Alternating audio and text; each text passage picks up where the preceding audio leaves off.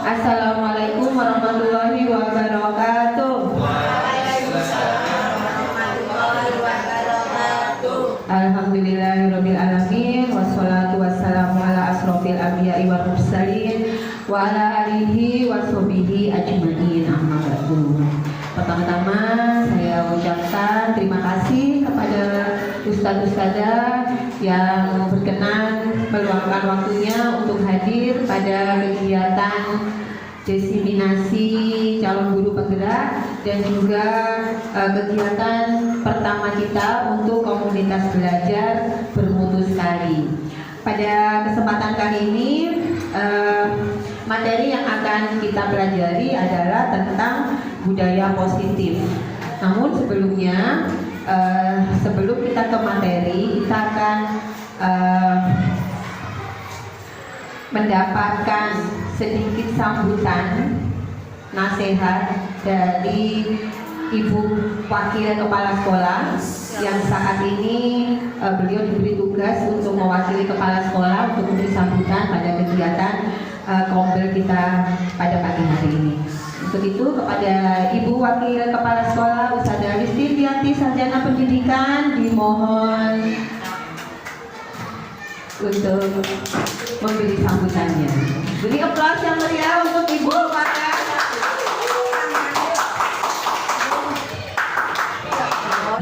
Ya Allah, dengan atas segala nikmatnya, kebaikan-kebaikan kita menjadi sempurna. Sholawat serta salam senantiasa kita curahkan kepada Nabi kita Muhammad SAW. Langsung saja kepada yang terhormat, kepada yang kami dan saya hormati calon guru penggerak Ustadzah Dewi dan ustadz-ustadzah yang hebat dan bermutu sekali. Ada 3 hal titipan dari kepala sekolah yang langsung saya sampaikan saja. Yang pertama adalah masalah kombel. Komunitas belajar ini tidak lain tujuannya adalah untuk meningkatkan hasil siswa dan tujuan utamanya adalah untuk membentuk karakter siswa. Jadi segala program-program yang dilakukan sekolah ini tujuannya adalah untuk membentuk karakter yang diinginkan sekolah itu.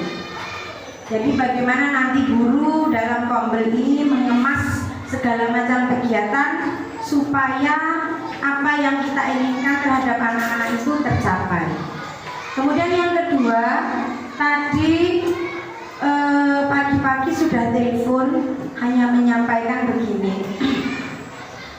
Bu Wakil Kepala Sekolah Ustadzah Risti Fianti dan kesepakatan untuk kita.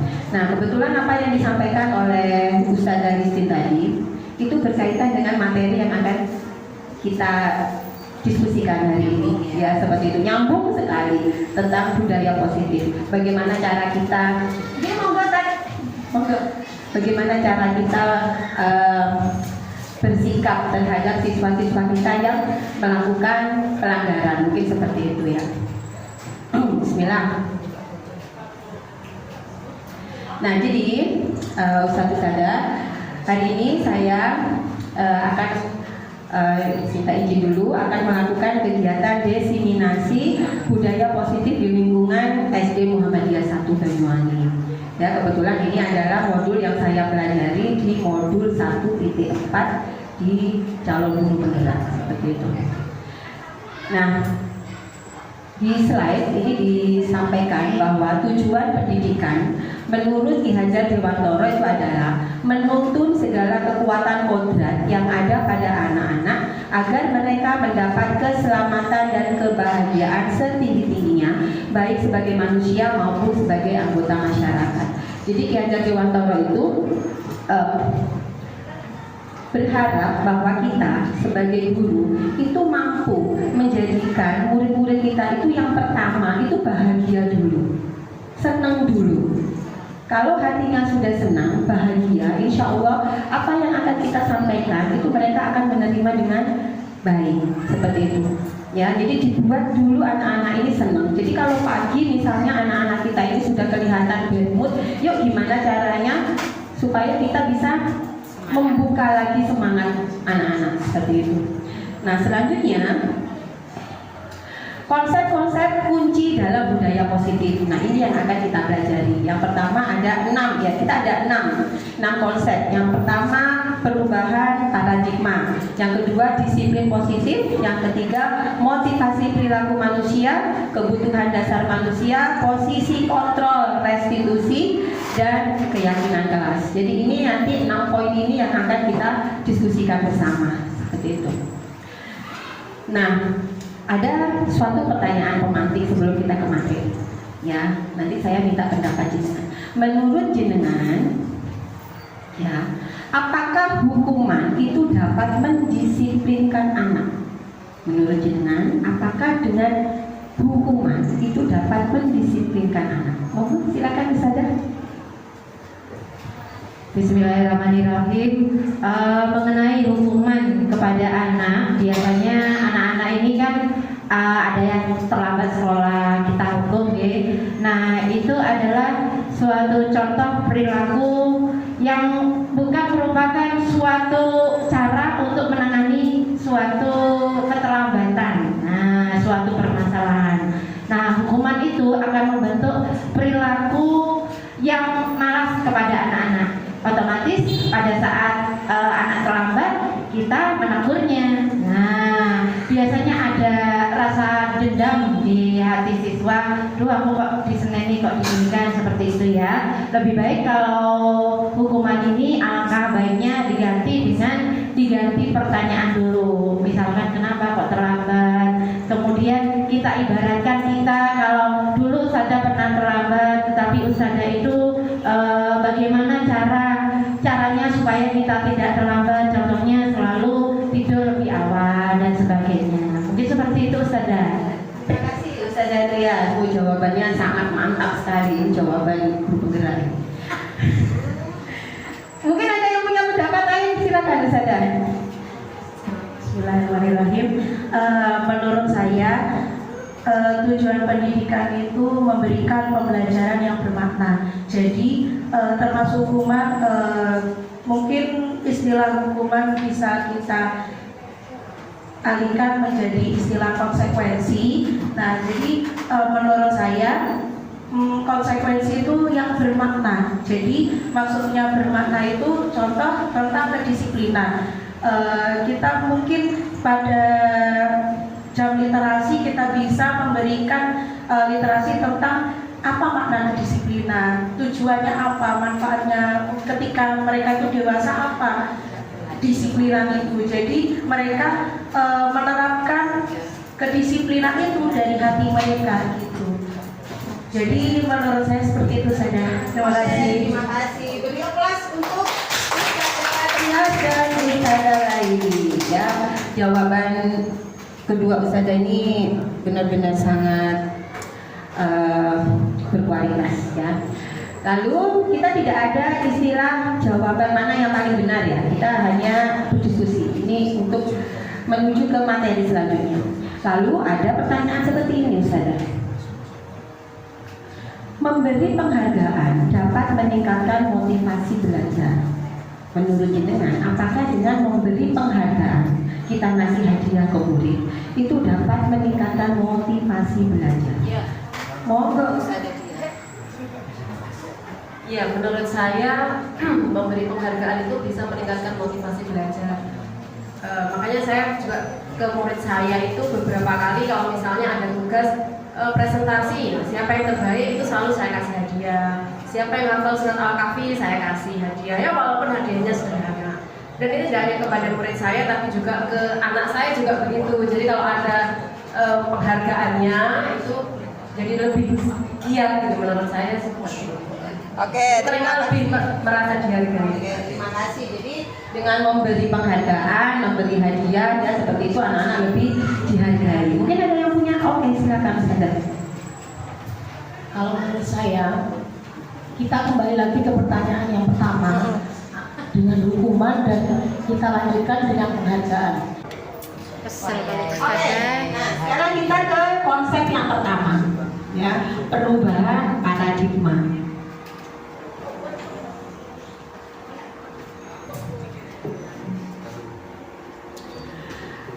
ini ada kegiatan kepalan tangan, ya. Jadi di sini ada A dan B, Anda dan teman Anda. Sobeklah, secari kertas kecil, tuliskan benda atau sesuatu yang sangat berharga untuk Anda. Jadi kita harusnya melakukan ya. Jadi Anda menyobek kertas, ya. Ini saya kasih aja deh, saya punya kertas kecil.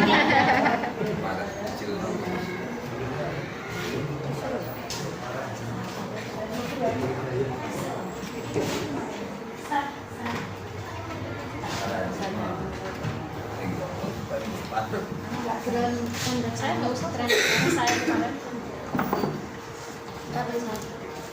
Berapa per orang? Satu.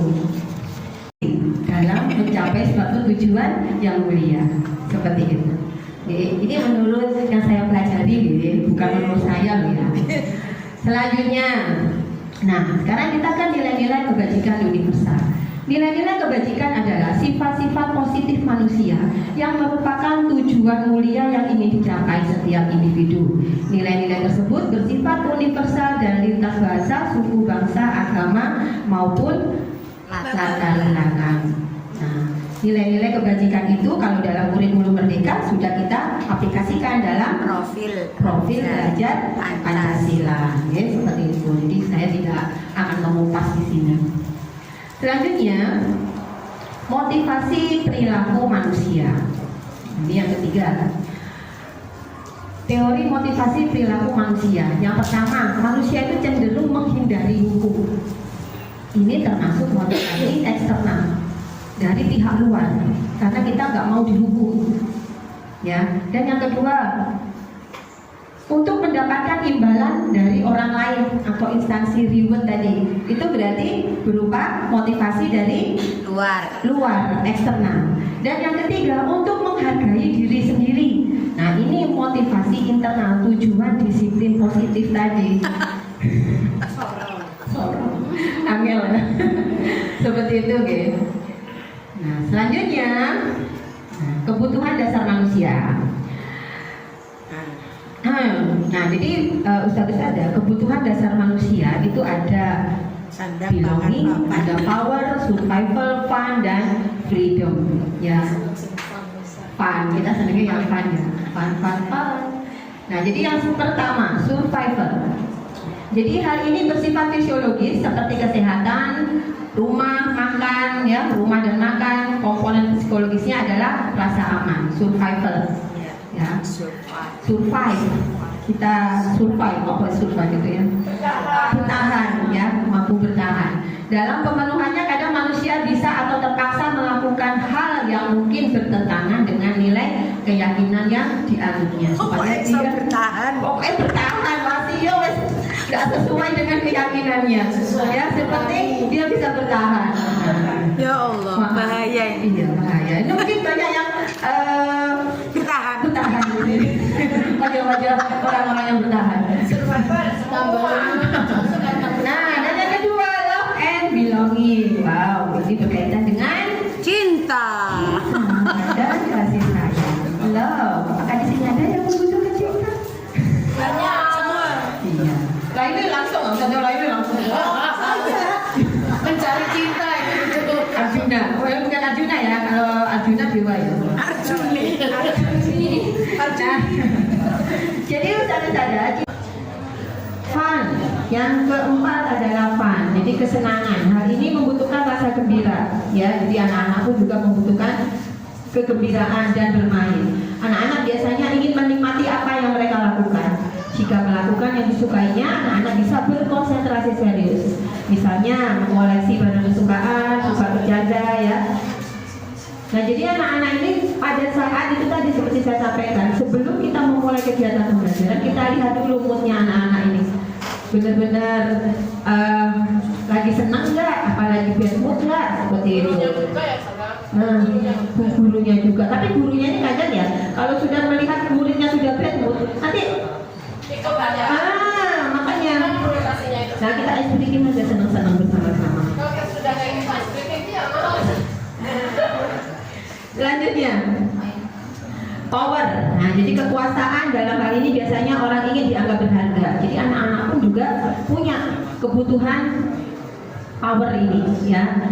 Jadi mereka mampu membuat perbedaan, mendapat pengakuan dari orang lain dan dihormati. Jadi anak-anak yang biasanya seperti ini, dia ingin menjadi pemimpin, dia ingin show up, dia pokoknya maunya tampil, diakui seperti itu, ya. Jadi mereka ingin dipandang mampu memimpin agar berhasil melakukan suatu tugas atau pemecahan masalah, suatu kebanggaan tersendiri untuk anak-anak seperti ini. Ini adalah kebutuhan power. Selanjutnya, posisi kontrol restitusi. Ya. Berdasarkan teori kontrol, menurut William Gosen, ini menyimpulkan ada 5 posisi kontrol yang sudah sering diterapkan oleh guru, dan kita sering juga menerapkan ini. Ya, posisi kontrol kita terhadap murid-murid kita. Yang pertama, ada posisi penghukum. Yang kedua, pembuat rasa bersalah, melankolis ibu. Teman, ada pemantau dan ada manajer. Sudah jadi semua ini kita. Ya kan? Wes, semua posisi kontrol ini pernah kita lakukan, ya kan? Nah, sekarang kita akan mengupas satu per satu. Posisi penghukum. Nah, jadi pada posisi penghukum ini, ya. Saya ini di masjid terus. Posisi kontrol ini masih diterapkan oleh beberapa guru dengan anggapan hukuman mempercepat penyelesaian suatu masalah tanpa memikirkan dampak buruk yang ditimbulkan. Ya, jadi seperti yang sering kita lakukan, kadang kita sering. Ya kan saya banyak waktu di masjid kan saya begini ya. Iya. Terus kenapa ya? Nah, jadi seorang penghukum itu biasanya melontarkan pertanyaan-pertanyaan yang menyakiti, disertai gestur menunjuk-nunjuk, menghardik dan mata melotot. Tapi perlu nggak saya gitu ke masjid? Iya. Nah, ini posisi kontrol yang selalu kita lakukan. Kita kan guru, jadi insya Allah 5 tadi itu selalu kita lakukan. Nah, kolaborasi sesuai dengan keadaan seperti itu. Ya. Lalu selanjutnya, dari posisi penghukum itu kita juga harus lihat dampaknya. Ya, ini menurut YGP ya, bukan menurut saya ya. Jadi bukan berarti kalau penghukum itu salah, tidak. Bukan, saya tidak membahas personal di sini ya, seperti itu. Jadi ini menurut yang saya pelajari. Jadi dampak posisi kontrol tersebut, murid dapat menjadi pendendam, ya, ngempet, terus jadi pemberontak dan menyalahkan orang lain. Dampak lebih buruknya, murid akan mengalami keterpurukan mental seperti lunturnya rasa percaya diri dan kesedihan yang berkelanjutan. Ini kalau misalnya muridnya agak melankolis, ya, baper. Nah, Itu hukumannya kena-kena Ustazah. itu ya. Oke. Jadi kadang Pokoknya kalau yang lucu itu nggak tahu. iya. Tapi kalau misalnya yang ditunjuk murid saya, ada satu murid saya Leoni itu, dipelototi gitu aja langsung. Nanti itu rada melankolis seru itu. Ya. Selanjutnya adalah tipe pembuat rasa bersalah. Nah, jadi posisi ini guru akan berkata lebih lembut. Guru akan menciptakan keheningan yang membuat orang lain merasa nggak nyaman, rasa bersalah, bahkan rendah diri. Lek wis muridnya kenemenen ya, guru ini wis gak ngomong. Istighfar pakai astagfirullah. Ya, wis menang sambat itu kadang saya seperti ini. Ya. Lalu apa dampaknya? Jadi pembuat rasa bersalah itu posisi ini akan berdampak pada penilaian diri yang buruk. Muridnya akan merasa bersalah dan tidak berharga. Ya. Tidak seperti dampak posisi penghukum, murid dapat menumpahkan segala amarah meskipun dengan cara negatif. Murid dengan perasaan tertekan seperti ini yang tiba-tiba dapat meletus amarahnya sehingga dapat menyakiti diri bahkan orang lain. Ini kakek ngempet, nanti lama-lama marah. Ya. Ada kan kejadian yang di TikTok itu yang guru SMA ya. Jadi kejadiannya itu gurunya negur muridnya. Mungkin gurunya itu tipe penghukum ya. Jadi muridnya nggak terima, akhirnya gurunya disontoki sama muridnya, kan ada kan seperti itu. Nah itu salah satu dampak dari tipe penghukum ini seperti itu. Jadi murid itu lama-lama karena merasa malu, apalagi kan kalau anak SMA ya, merasa malu dipermalukan oleh gurunya di depan teman-temannya, akhirnya ya wes, seperti itu. Nah ini yang membuat rasa bersalah. Kalau membuat rasa bersalah itu pakaian ngempet, kok suwi-suwi, ya suwi-suwi diluapkan dengan suatu kemarahan, ya seperti itu. Bom waktu itu lebih berbahaya. Dan yang ketiga, posisi kontrol ketiga ini teman, ya. Jadi posisi kontrol ini guru tidak. Nah, jadi dampak dari posisi kontrol teman ini Ustaz-Ustazah, yang pertama ada pasti dampak, ini kan ada positif ada negatifnya ya. Dari segi positif dapat menjalin hubungan baik antara guru dan murid. Ya, bonding kita itu kuat. Jadi antara guru dan murid bondingnya sudah mantap, sudah kuat. Namun negatifnya akan muncul rasa ketergantungan murid terhadap guru. Ya, minusnya. Kadang kodok lama, iya. Saya mau tulis itu sebenarnya. Ya. Iya. Di samping itu, murid akan merasa dikecewakan apabila suatu saat guru tidak dapat membantunya. Hal lain yang dapat timbul yaitu murid akan berlaku baik hanya kepada guru tertentu saja, yang dia senangi saja, yang dia akrabi saja. Tetapi kalau untuk yang lain, Mas Salim aja noreka, ngelihat aja, begitu ya kan? Iya.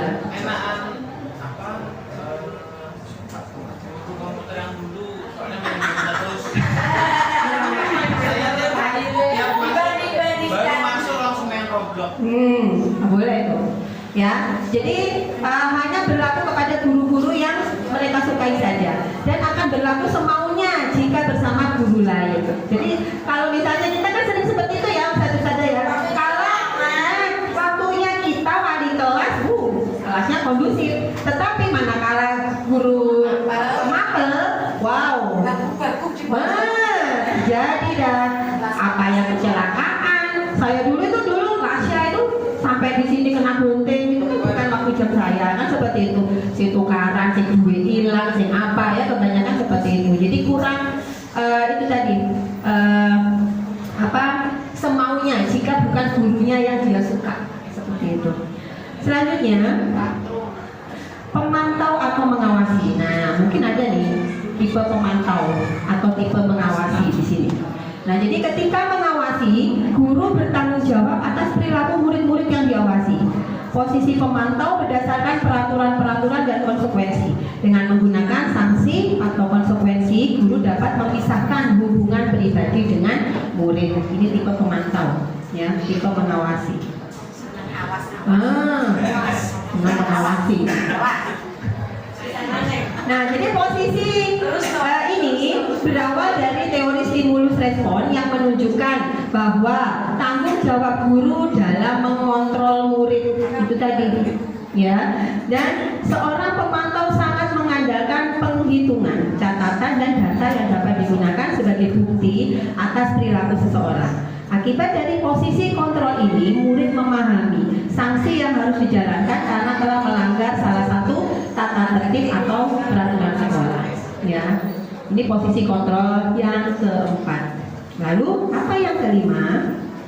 Nah, kita selalu jadi manajer, ya kan? Di kelas kita ini kita kan manajer, ya kan? Kita memposisikan diri sebagai manajer.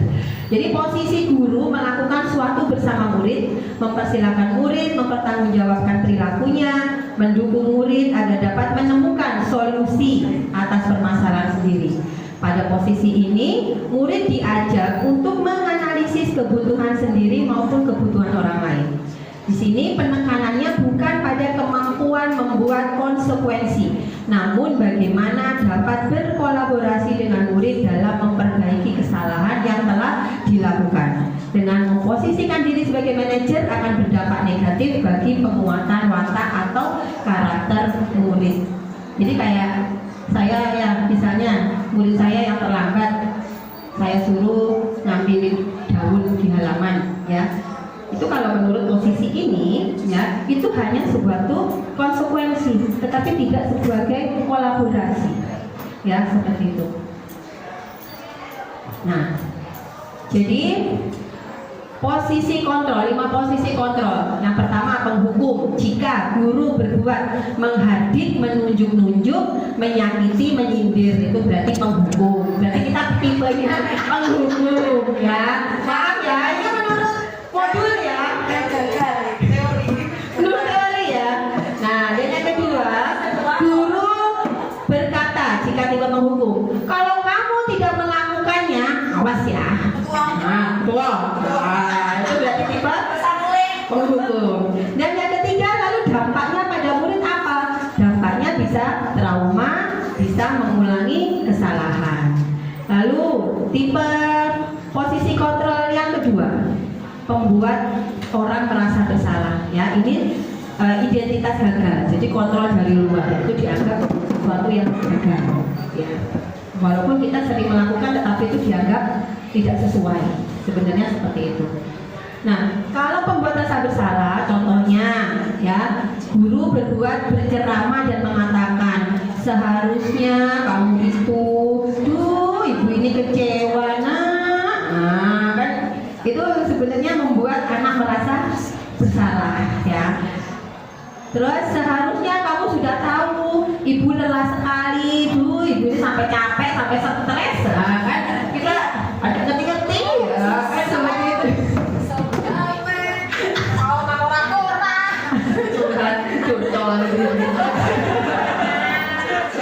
Lalu dampak pada muridnya apa? Ini rangkuman dari yang tadi ya. Jadi murid merasa rendah diri, ya, seperti itu.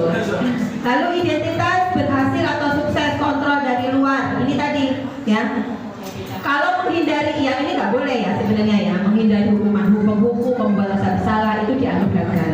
Nah, lalu yang mengharap kontrol dari luar, teman atau pemantau, ya. Jadi membuatkan, lalu dampaknya pada murid apa? Dan jadi murid bisa lemah dan tidak mandiri. Jadi hanya bergantung dengan gurunya saja, seperti itu. Nah, kalau pemantau mengawasi perilaku siswa. Nah, terus ini apa peraturannya? Kalau misalnya terlambat, kamu tahu nggak apa peraturannya kalau terlambat? Kamu tahu nggak apa sanksinya kalau kamu nggak kerjakan PR? Ya, kamu tahu nggak apa peraturannya kalau pakai sepatu putih? Misalnya seperti itu, ya, dan saya ini. Terus dampak pada murid menitik beratkan pada sanksi atau hadiah untuk dirinya. Jadi dia itu berbuat sesuatu karena ada embel-embel seperti itu, ya.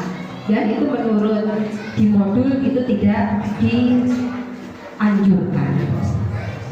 Lalu kita ke posisi manajer, menyelesaikan masalah dengan memberikan solusi atas permasalahan yang dihadapi siswa.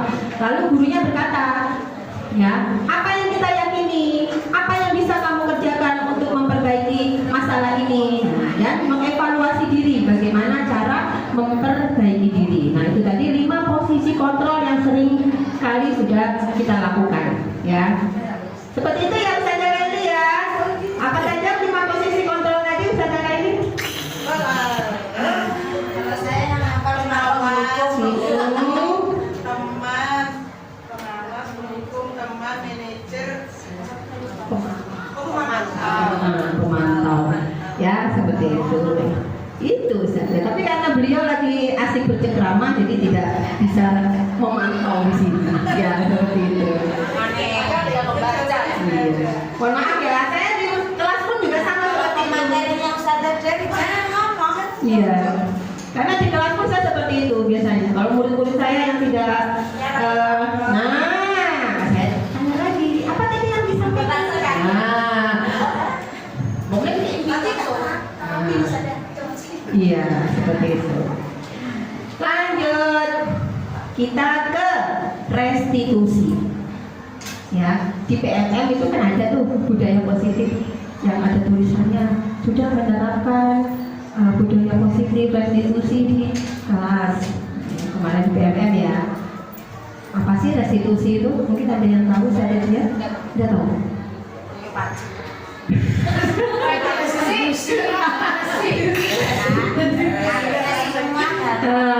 Oke. Jadi keterbukaan. Restitusi, satu sadar, restitusi itu merupakan proses menciptakan kondisi bagi murid untuk memperbaiki kesalahan mereka, sehingga mereka bisa kembali pada kelompok mereka dengan karakter yang lebih kuat. Dan ini yang diharapkan oleh pemerintah kita. Ya, jadi dalam kita menangani permasalahan-permasalahan ketidakteraturan tadi, kita hendaknya tidak memposisikan diri ke 5 posisi kontrol tadi. Kita diharapkan melakukan kegiatan yang namanya restitusi. Mungkin baru ya, makanya didiseminasikan supaya jenengan kenal seperti itu. Belum jadi nanti. Oke, siap. Jadi restitusi adalah proses menciptakan kondisi bagi murid untuk memperbaiki kesalahan mereka, sehingga mereka bisa kembali pada kelompok mereka dengan karakter yang lebih kuat. Jadi kita tidak mengintimidasi, tidak menyalahkan. Kamu salah, kamu harus begini, kamu harusnya begini, tidak. Ya, seperti itu. Gimana, sudah sadar? Oke, siap. Nah, jadi ada 9 ciri restitusi, satu sadar ya. Yang pertama, bahwa restitusi itu bukan untuk menebus kesalahan, namun untuk belajar dari kesalahan. Ya, jadi mungkin apa yang disampaikan Ustazah Listi tadi dengan menulis siswa-siswanya ya Ustazah yang belum mengerjakan, atau misalnya dulu anak saya tuh difoto karena nggak mengerjakan PR ya, pernah Ustazah seperti itu ya, itu sudah jauh dari yang namanya restitusi. Ya, jadi restitusi itu bukan untuk menebus kesalahan, namun untuk belajar dari kesalahan. Jadi siswa itu dia dari kesalahannya itu bisa belajar. Oh, aku nggak mau deh berbuat seperti ini lagi. Dia sadar, disiplin tadi itu. Jadi disiplin itu kita belajar untuk menjadi lebih baik lagi, lebih teratur lagi. Bukan karena kita takut untuk mentaati melanggar ya aturan-aturan, bukan seperti itu. Dan yang kedua, memperbaiki hubungan. Yang ketiga, restitusi itu tawaran, bukan paksaan. Jadi kalau misalnya kita nanti ada siswa kita yang melanggar, misalnya ada tidur, kita kasih tawaran, bukan memaksa. Ya, karena selama ini mungkin kita memaksa ya. Ya makanya itu saya ikut CGP ini banyak ilmu-ilmu baru ya, yang saya anggap apa yang dulu saya lakukan, ilusi-ilusi saya tadi itu saya anggap benar.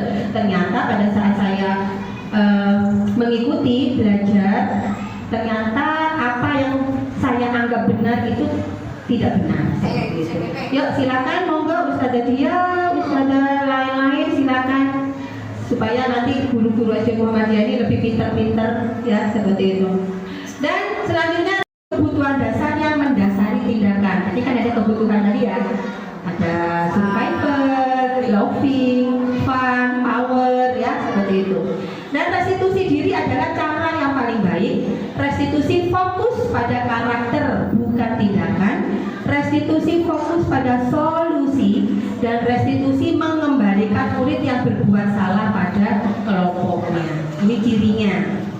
Yeah. Nah,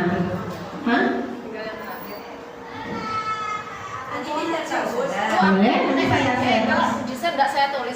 Kadang di share pun juga kalau kita pelatihan itu di share pun juga nggak dibuka ya PPT-nya. Kalau saya ya oleh jalur PPT tapi tetap. Ya, oke. Nah, jadi pada restitusi itu dikenal namanya segitiga restitusi ya. Jadi ada segitiganya ini, ada langkah-langkahnya. Langkah-langkahnya apa saja? Nah, yang pertama, menstabilkan identitas atau stabilize the identity ya. Yang kedua, validasi tindakan yang salah dan menanyakan keyakinan. Ini langkah-langkah restitusi. Jadi kita stabilkan dulu identitasnya, kemudian kita validasi tindakannya, dan kita menanyakan keyakinannya. Kok menanyakan? Berarti kita bukan ragu, tetapi kita berkoordinasi dengan siswa yang kita anggap tadi melakukan kesalahan seperti itu. Nah, jadi segitiga restitusi membantu murid menjadi lebih memiliki tujuan, berdisiplin positif, dan memulihkan dirinya setelah berbuat salah. Melalui pendekatan restitusi, ketika murid berbuat salah, guru akan menanggapi dengan mengajak murid berefleksi, ya, tentang apa yang dapat mereka lakukan untuk memperbaiki kesalahan mereka, sehingga mereka menjadi pribadi yang lebih baik dan menghargai dirinya. Seperti itu kalau restitusi, ya. Next. Nah, ini ada contoh. Jadi begini, sebelum kita ke contoh, ya, jadi kegiatan restitusi itu misalnya, saya kan punya murid yang namanya Airin yang selalu tidur, ya Ustaz. Nah, ya, apalagi kalau kena kipas angin, Airin itu sudah langsung sirap-sirap. Dan satu lagi Maria Lisa, dia tuh selalu tidur. Nah, jadi dalam kegiatan restitusi memvali, ya, tahap pertama menstabilkan identitas, itu kita panggil dulu. Airin, kenapa kok selalu tidur di kelas? Ya, capek Ustazah, ngantuk, misalnya seperti itu. Baru kita ke tahap kedua, validasi tindakan. Kenapa kok kamu sering ngantuk? Apakah tidurmu kemalaman? Nah, kalau Maria Lisa, dia suka main game sampai malam. Setelah kami memvalidasi tadi, kan? Tidurnya kemalaman saja, bla bla bla bla bla. Nah, selanjutnya, karena kita sudah tahu nih penyebabnya apa, kita menanyakan keyakinan. Nah, Airin, Ustazah tahu, Ustazah juga pernah berbuat seperti itu pada saat Ustazah sekolah. Ustazah pernah ngantuk, pernah tidur, ya. Namanya anak sekolah, wajar kita berbuat salah. Tetapi nggak selamanya kita itu bertahan dengan kesalahan kita. Menurut Airin, coba Airin, ya, apa yang Airin lakukan itu benar apa salah, apa tidak? Enggak, Ustazah. Sesuai nggak dengan keyakinan kelas kita? Enggak sesuai dengan keyakinan kelas yang mana, bagian yang mana. Nah, kita tanyakan ke siswanya, misalnya kurang bertanggung jawab Ustazah. Nah, lalu kira-kira menurut Airin, supaya Airin bisa berubah menjadi anak yang lebih baik, supaya jadi anak yang lebih bertanggung jawab, apa yang harus Airin lakukan? Jadi kita ini nggak menghukum, tetapi biar si anak sendiri yang nanti menentukan solusinya. Oh iya Ustazah, mohon maaf, jadi mulai besok Airin nggak akan tidur malam lagi. Mulai besok Maria Lisa nggak akan tidur malam lagi, nggak sampai jam 10 apalagi main game. Jadi seperti itu. Jadi bukan kamu tidur di kelas ya, ayo sana tahu betul, bukan seperti itu. Ya, jadi di restitusi itu kita lebih mengajak berdiskusi, berkolaborasi, merefleksi diri dari hati ke hati, seperti itu. Ya.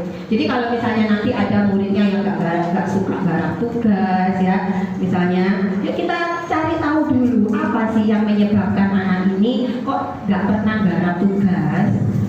Kenapa? Pasti ada sesuatu, ya kan? Saja nggak ada yang ngajari ya di rumah, misalnya. Jadi nggak langsung kita menjudge, menghukum anak ini malas, anak ini nggak kooperatif dengan kegiatan sekolah, bukan seperti itu. Jadi kita cari tahu dulu apa penyebabnya. Selanjutnya kita evaluasi, ya. Next, akhirnya baru kita cari solusi bersama. Seperti itu. Saya bacakan ya. Sabrina hari itu bangun terlambat dan terburu-buru sampai di sekolah. Dia pun akhirnya sampai di gerbang sekolah, tapi baru menyadari kalau tidak menggunakan sepatu hitam seperti tertera di peraturan sekolah. Di depan pintu kelas, Bapak Lukman memperhatikan sepatu Sabrina yang berwarna coklat. Sabrina berusaha menjelaskan bahwa dia terburu-buru dan salah mengenakan sepatu. Pak Lukman menanyakan Sabrina, apa peraturan sekolah tentang seragam warna sepatu? Sabrina menjawab, sudah mengetahui sepatu harus berwarna hitam, namun terburu-buru dan salah mengenakan sepatu. Selain tidak mungkin kembali pulang karena rumahnya jauh sekali. Pak Lukman dan nanya, kamu tahu nggak aturannya di sekolah ini? Ya. Nah, Pak Lukman tetap bersikeras pada peraturan yang berlaku dan mengatakan, ya sudah, kamu sudah melanggar sudah terlambat, salah pula warna sepatunya. Segera buka sepatumu kalau tidak bisa mengenakan warna sepatu sesuai dengan peraturan. Sampai sini sudah tahu ya berarti karakter Pak Lukman itu seperti apa. Sabrina meminta maaf dan memohon kembali kepada Pak Lukman agar tetap dapat mengenakan sepatunya dan berjanji tidak akan mengulangi kesalahannya. Namun Pak Lukman tidak mau tahu. Tidak, kamu telah melanggar peraturan sekolah. Kalau tidak sanggup ambil sepatu di rumah atau diantarkan ke sekolah, ya sudah, kamu tidak bersepatu saja seharian di sekolah. Sekarang copot sepatumu dan silakan belajar tanpa sepatu seharian. Sabrina pun dengan berat hati mencopot sepatunya dan memberikannya kepada Pak Lukman. Seharian dia tidak berani berkeliling sekolah karena malu dan lebih banyak berdiam diri di kelas tanpa alas sepatu. Ini kejadian ini sepertinya pernah terjadi ya, yang muridnya di Kocong di apa ya, itu ya di salah satu sekolah ya, seperti itu. Nah sekarang kita ke analisis kasus dari kasusnya Pak Lukman dan Sabrina tadi. Ya, dalam kasus tersebut posisi Pak Lukman yang tadi itu berarti dia memposisikan diri punya kontrol sebagai penghukum ya. Jadi terlihat dalam kalimatnya Pak Lukman tetap bersikeras pada peraturan yang berlaku dan mengatakan, nah, segera buka sepatumu sebagai penghukum Pak Lukman. Nah selanjutnya dalam peraturan penggunaan sepatu hitam diharapkan pertanyaan yang seharusnya dilakukan terhadap Sabrina. Nah jika ini ya, jika Pak Lukman ini bertindak sebagai manajer ya, pasti yang ditanyakan, Sabrina kenapa warna sepatu kamu coklat misalnya, nggak langsung kamu udah salah, kamu pakai sepatu warna. Nah, jadi dalam penyampaian seperti yang Ustazah Zawe tadi sampaikan ya, dalam tipe penghukum itu mungkin kalimat kata-katanya lebih halus tadi mungkin ya Wei. Iya. Nah, apakah kamu sengaja atau tidak tahu peraturan sekolah? Seharusnya memakai sepatu warna apa? Ya. Nah terburu-buru, mengapa bangunnya bisa kesiangan? Bisa gantian ya seperti ini. Next selanjutnya. Oh ini sama. Nah, jadi langkah yang diambil Pak Lukman mengenai kasus tadi itu beliau bertindak sebagai penghukum. Jadi dia menghukum Sabrina tanpa langkah-langkah sebagaimana segitiga restitusi. Jadi nggak ditanya dulu kamu kenapa terlambat, kenapa kok sepatumu coklat, ya kan? Nah, jadi nggak pakai segitiga restitusi tadi. Ujuk-ujuk kamu sudah salah, kamu harus. Nah, moro-moro dihukum saja seperti itu ya. Jadi tanpa langkah-langkah segitiga restitusi seperti menstabilkan identitas anak, karena kesalahan tersebut bisa terjadi pada siapapun, anak tidak diberi kesempatan untuk mencari solusi atas kesalahannya. Nah, kalau menurut jenengan dari kasus Sabrina dan Pak Lukman, jika itu dikaitkan dengan segitiga restitusi tadi, ya harusnya bagaimana usaha Leni? Pak Lukmannya harusnya bagaimana?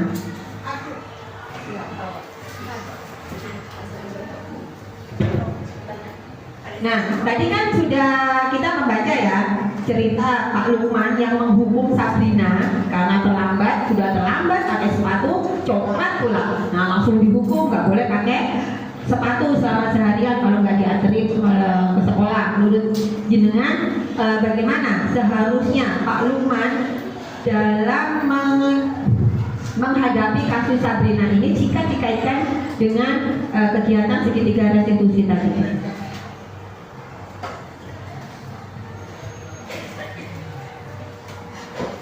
Sebaiknya Pak Lukman memberikan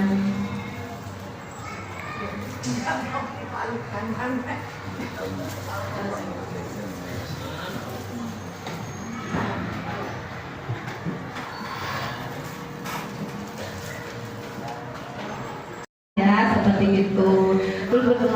Kenapa terlambat? Apa kamu sengaja tidak tahu peraturan sekolah? Nah seperti ini kalimat-kalimat yang seharusnya ditanyakan Pak Lukman ya seperti itu. Jadi apa yang kamu lakukan? terburu-buru, mengapa bangunnya kesiangan ya, kayak si murid saya tadi, ya kan? Iya Pak, semalam saya kesiangan karena misalnya baru pulang kondangan, pulangnya malam. Nah, jadi pagi-pagi saya kesiangan, jadi terburu-buru sampai salah ambil sepatu misalnya. Nah, lalu mengapa bisa salah memilih sepatu misalnya, ya? Dan ini apa yang akan kamu lakukan agar hal ini tidak terulang lagi di kemudian hari, Sabrina? Ini fokusnya restitusi. Sebenarnya apa yang akan kamu lakukan agar kesalahan ini tidak terulang lagi? Nah, seperti itu, ya. Jadi anak itu sudah bisa mengevaluasi, introspeksi diri, mengevaluasi, oh iya aku nggak mau terlambat, oh iya aku nggak mau pakai sepatu salah lagi, seperti itu. Jadi bukan kita yang mencari solusi kalau untuk restitusi, ya seperti itu ya.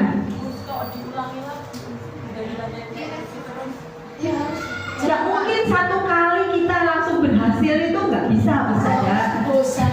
Kuat-kuatan ada muridnya. Kuat-kuatan.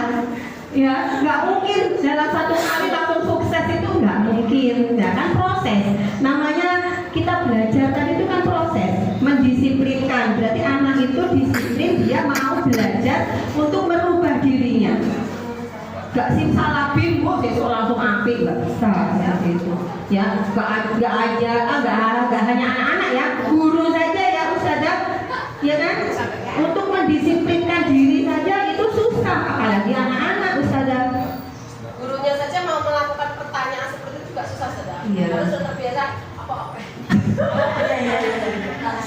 Jangan di Aku kami melotot ya. Berarti kita tipe penghukum tadi ya. besok kita belajar. Iya. Menanyakan saya juga belajar. Iya. Memang kita kan harus dengan diseminasi ini diharapkan pola yang biasa kita lakukan, ilusi-ilusi tadi itu, 5 posisi kontrol yang biasa kita lakukan, itu mulai sedikit demi sedikit dihilangkan. Jadi kita lebih wise lagi, lebih bijaksana lagi dalam menyikapi ya permasalahan-permasalahan ini. Merubah paradigma. Iya, itu tadi. Kan yang pertama merubah paradigma. Udah cocok nih. Udah. Bulan apa saja? Gas. Bulan apa? Pendaftaran? Ini masih buka CPP. Oh. Mengajar praktik. Oh, mengajar praktik. Oh, saja teriak nih. Saya udah gitu saya. Wah, Memang. Mama emang yang mulai sama sadar, terus nggak mikirnya sama. Kan enak mengajar praktik. Iya, atau saja dia TGB nih. Mantap sekali. Kayak Bu Fitri kan kayak gitu saja. Bu Fitri. Jadi temennya yang TGB-nya, dia PP-nya, kan seperti itu. Kalau banyak yang ikut CGP, itu kalau diseminasi enak bisa dibagi-bagi. Ada yang moderator, ada yang presentasi. Terus kita udah. Mari kita antarkan dulu ya. Ya, jadi seperti itu guys, satu saja ya. Jadi kita mulai berubah paradigma lama tadi itu mulai kita rubah. Jadi kita lebih bijaksana lagi dalam menyikapi apa yang dilakukan oleh anak-anak kita seperti itu. Monggo. Terus tadi itu kan kalau restitusi itu berarti dievaluasi ya. Evaluasi bersama. Evaluasi bersama. Apa yang kamu lakukan jangan sampai seperti ini lagi. Nah di hari itu tuh apakah ada aksi nyata dari siswa tersebut agar kayak teman-temannya itu tidak ikut mengulangi kesalahan yang dilakukan siswa itu apa yang dilakukan? Misalnya anak itu terlambat. Kadang tadi itu pakai sepatu yang tidak sesuai. Terus itu setelah dievaluasi, oh ya besok saya harus pakai sepatu hitam. Nah, di hari itu ada nggak aksi nyata biar teman-temannya itu, oh ya sepatu coklat ini nggak boleh. Nah, kalau teman-temannya nggak ada yang melanggar, kenapa kita harus membahasnya? Karena kan berarti teman-temannya sudah sadar kalau peraturannya tidak boleh pakai sepatu hitam, kan seperti itu. Kalau misalnya dalam satu kelas sepatunya berentong-berentong kayak murid saya, nah baru ya seperti itu. Nah, ya. Jadi restitusi itu kalau sebenarnya Ustazah, kalau kegiatan restitusi itu kita panggil namanya. Jadi nggak kita di depan kelas floor seperti itu. Jadi kita panggil ya, misal pas istirahat gitu ya. Ustazah Laili, ayo nih, Ustazah pengen ngobrol sama kamu misalnya seperti itu. Ini tadi kamu terlambat ya, atau misalnya kamu tadi nggak ngumpulin keriting ya kayak teman-temanmu. Iya Ustazah, misalnya. Nah, kenapa? Nah, kita nanya seperti itu, kita ajak ngobrol. Nah, tapi kan kita tahu alasannya dia kenapa nggak ngumpulin keriting, alasan dia kenapa nggak garap yang dianggap PR tadi, pasti punya alasan. Anak-anak itu pasti punya alasan, ya kan? Seperti itu. Nah, dari alasan itu, nah baru kita kasih tahu yang namanya manusia itu wajar berbuat salah. Nah, kita ini tempatnya salah dan dosa. Yang nggak pernah berbuat salah tuh malaikat, ya kan? Nah, tapi kita namanya manusia harus belajar dari kesalahan. Nggak selamanya kamu akan berbuat salah terus. Apa dampaknya kalau kamu salah terus, ya kan? Nah, jadi nanti kita ajak diskusi, Ustazah. Jadi anak-anak ini nanti yang menemukan solusinya sendiri. Jadi bukan kita, ya. Nah, misalnya kayak murid saya yang ketiduran itu ya, Pak Garap tugas. Terus solusinya apa? Kamu kan tadi sudah bilang balik ke depannya seperti itu. Ya, jadi bukan solusi kita yang memberikan, tapi dia sendiri. Gak sehari 2 hari langsung sukses, ya. Gak ada yang seperti itu. Prosesnya lama sekali, ya. Nah, sekarang kita ke poin terakhir, keyakinan kelas. Kita kan sering nih di kelas sudah melakukan ya, pasti ya kelas-kelas kita kan keyakinan kelas. Nah, mengapa tidak peraturan saja? Mengapa harus keyakinan kelas? Kenapa kok harus keyakinan kelas? Kenapa kok nggak peraturan saja? Saja Pak Is mungkin bisa bantu? Mungkin kalau peraturan itu yang global ya misalnya, sedangkan keyakinan kelas itu lebih spesifik. Biasanya anak-anak ngomong sendiri, kira-kira peraturan di kelas ini apa saja, mereka usul sendiri-sendiri. Kalau semuanya dibikin peraturan, sepertinya tidak baik juga. Terima kasih Ustazah Faiz. Ustazah Aisyah mungkin mau menambahkan? Oke, silakan. Kalau peraturan ini terkesan kita yang buat, gurunya yang buat. Kalau keyakinan ini pasti sudah diyakini seluruh warga kelas tersebut. Jadi sudah yakin kamu mau kelasnya seperti apa, seperti ini. Oh, berarti kita membuat keyakinan yang seperti ini ya. Ini kalian sendiri yang membuat, kalian sendiri juga yang akan menerima konsekuensi jika sampai melanggar seperti itu. Oke, terima kasih. Beri aplaus untuk Ustazah Faiz dan Ustazah Aisyah ya, seperti itu. Jadi jawabannya sungguh luar biasa. Nah, berdasarkan tentang nilai kebajikan bahwa menekankan pada keyakinan seseorang akan lebih memotivasi seseorang dari dalam.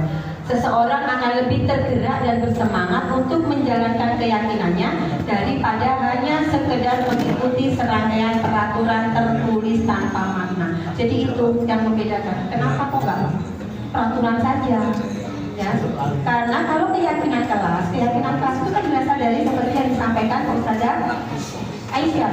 Anak-anak supaya kelas kita ini jadi kelas yang kondusif, kelas yang menyenangkan, kelas yang bersih. Kira-kira apa ya yang harus kita lakukan? Nah, kan jadi anak-anak sudah punya ide masing-masing tuh. Nah, dari ide-ide tadi itu kan mereka nantinya sepakat, ya kan? Nah, dari kesepakatan itu kemudian jadi keyakinan. Oke, seperti itu gitu sadar. Nah, selanjutnya pembentukan keyakinan kelas. Jadi keyakinan kelas berupa pernyataan-pernyataan universal. Yang kedua, keyakinan kelas hendaknya tidak terlalu banyak sehingga mudah diingat dan dipahami oleh setiap warga kelas. Jadi kok semuanya butir-butirnya lali. Dan yang ketiga, semua warga kelas hendaknya ikut berkontribusi dalam pembuatan keyakinan kelas. Dan lewat kegiatan curah pendapat bersedia meninjau kembali keyakinan kelas dari waktu ke waktu. Jadi keyakinan kelas itu nggak paten ya. Nggak mesti dalam masuk kelas tahun ajaran baru terus udah buat keyakinan kelas itu berlaku 1 tahun, tidak. Sesuai dengan keadaan, ya, kondisional. Jadi biarpun setiap hari misalnya mau ganti keyakinan kelas ya nggak apa-apa.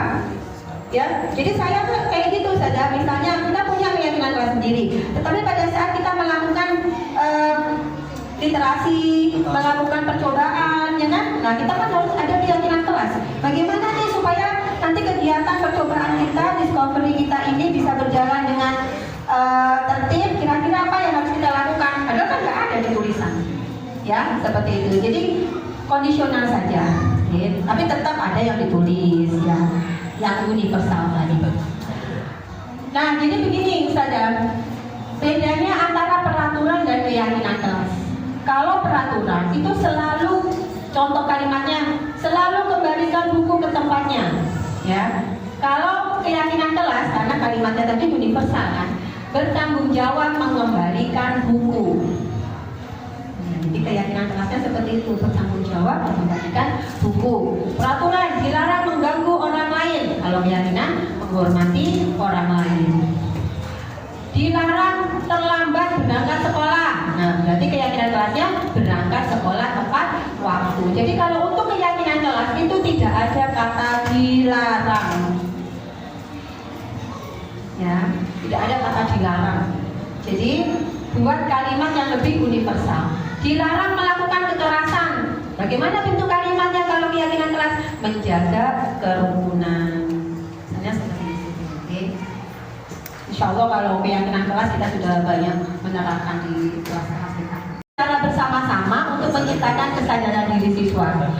Yang kelima, ada 5 posisi kontrol guru. Ya, ada penghukum, ada teman, pembuat rasa bersalah, pemantau, dan manajer. Dan yang keenam, langkah-langkah segitiga restitusi, penanganan sebuah masalah. Yang pertama, menstabilkan identitas, validasi kebutuhan. Kebutuhannya apa anak ini? Apakah kebutuhan pengen diperhatikan, kebutuhan pengen dicintai, kebutuhan ingin bersenang-senang? Kan kita tadi ada kebutuhan-kebutuhan itu ya. Nah, jadi kita harus tahu apa yang dibutuhkan oleh anak-anak. Misalnya anak-anak kita ini gak iso meneng, ya, terutama kelas laki ya, gak iso meneng, heboh, pencolotan, merona prene. Oh, ternyata dia itu punya kebutuhan untuk bersenang-senang, misalnya. Nah, kita yang harus mengakomodir. Bagaimana nih tangani anak-anak yang punya kebutuhan seperti ini? Gak lucu ya? Jelas dodo. Ya, yang kedua, validasi kebutuhan dan menanyakan keyakinan. Seperti itu, menanyakan keyakinan, kita tanyakan solusinya apa itu ke anak-anak kita. Nah, demikian.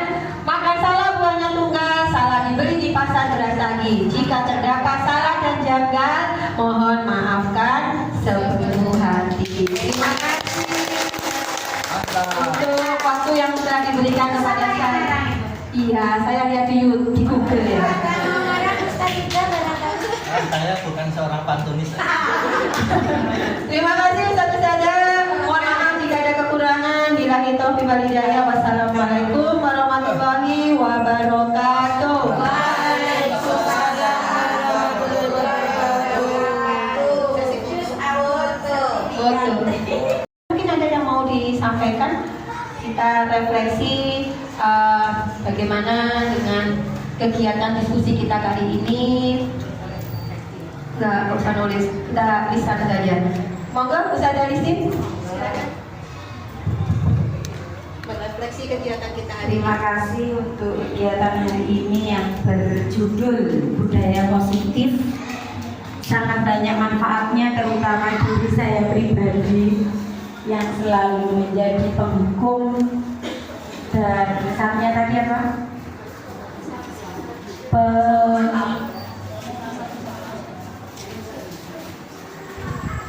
Pokoknya yang gagal-gagal tadi itu kayak merujuknya ke saya.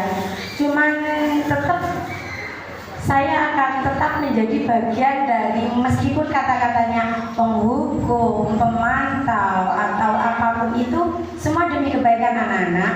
Cuman kita kemas lagi dalam tampilan yang lebih ke restitusi dengan bahasa-bahasa yang feminisme, sehingga anak-anak itu merasa dihargai dan sebagainya.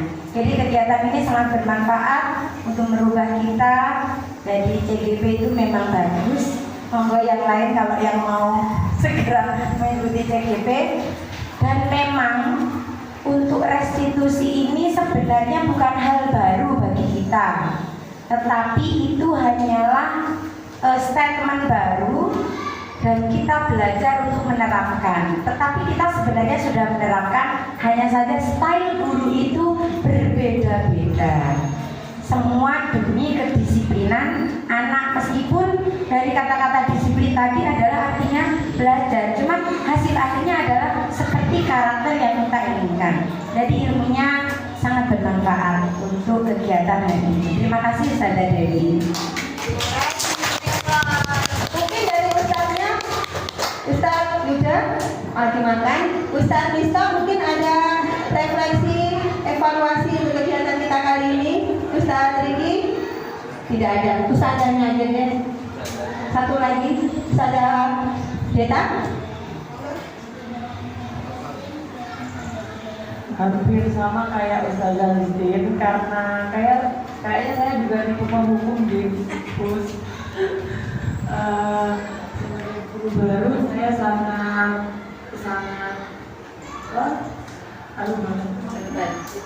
terbaru banget. Mungkin saya akan meminta mungkin saya harus perlu banyak belajar di kurs dari ustazah yang lainnya dan ustaz, karena memang saya sepertinya dari tadi itu kan, oh iya ya saya salah ya, oh iya ya saya salah ya, bisa saya gini ya. Dari yang kemarin itu kayak saya cuma kenapa kamu nggak ngerjakan ini, ya wes apa namanya, hari ini masih saya biarkan. Terus kalau saya mulai lagi, saya langsung kasih hukuman jadi mungkin saya itu penghukum banget itu. Terima kasih Ustazah Deta beri Memang Ustazah, untuk jadi guru itu kita harus selalu belajar, ya. Nggak ada namanya guru itu berhenti belajar, itu tidak ada. Bukan hanya belajar dari materi pembelajaran ya, tetapi yang seperti ini pun kita harus belajar. Dan jangan segan untuk sharing, ya, berbagi pengalaman nyata, ya, apa istilahnya praktik baik, ya. Nah, jadi sharing, kita belajar ke guru-guru yang kita anggap lebih baik, ya, seperti itu. Jadi akan banyak masukan-masukan seperti itu. Jangan menutup diri, ya, seperti itu. Okay. Nah, kesimpulannya satu saja dari materi kita hari ini, yang pertama bahwa posisi kontrol itu ada pada diri kita sendiri. Jadi kita tidak terpengaruh oleh orang lain, ya. Jadi kita harus punya prinsip, ya, seperti itu. Yang kedua, hukuman dan penghargaan justru berdampak negatif pada siswa. Sudah hukuman bisa bikin down, ya kan? Tetapi kalau reward, penghargaan bisa secara bersama-sama untuk menciptakan kesadaran diri siswa. Yang kelima, ada 5 posisi kontrol guru, ya. Ada penghukum, ada teman, pembuat rasa bersalah, pemantau, dan manajer. Dan yang keenam, langkah-langkah segitiga restitusi, penanganan sebuah masalah. Yang pertama, menstabilkan identitas, validasi kebutuhannya apa anak ini, apakah kebutuhan pengen diperhatikan, kebutuhan pengen dicintai, kebutuhan ingin bersenang-senang. Kan kita tadi ada kebutuhan-kebutuhan itu, ya. Nah, jadi kita harus tahu apa yang dibutuhkan oleh anak-anak. Misalnya anak-anak kita ini gak iso meneng, ya, terutama kelas laki, ya, gak iso meneng, heboh, pencolotan, merona plene. Oh, ternyata dia itu punya kebutuhan untuk bersenang-senang, misalnya. Nah, kita yang harus mengakomodir. Bagaimana nih tangani anak-anak yang punya kebutuhan seperti ini. Ya lucu ya. Jelas dodo.